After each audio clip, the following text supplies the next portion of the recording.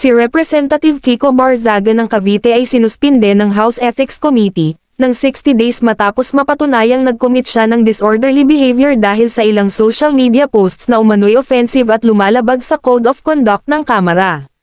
Ayon sa committee report, ang ilan sa kanyang posts ay nakitang disrespectful sa ilang government officials, at may ilan pang nagbigay ng impresyon na nag-uudyok ng kilos na maaaring makasama o makapinsala sa integridad ng institusyon.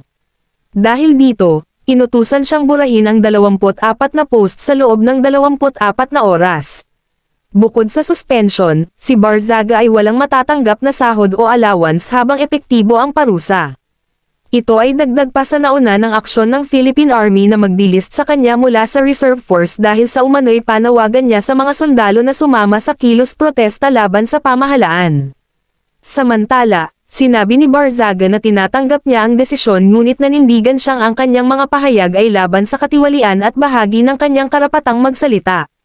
Para sa kanya, hindi mahalaga ang suspension kumpara sa mas malaking layunin na ipaglaban ang katotohanan at accountability ng pamahalaan. Para sa akin, tama lang ang ginawa ng Kamara na parusahan ang members nito na nagkasala.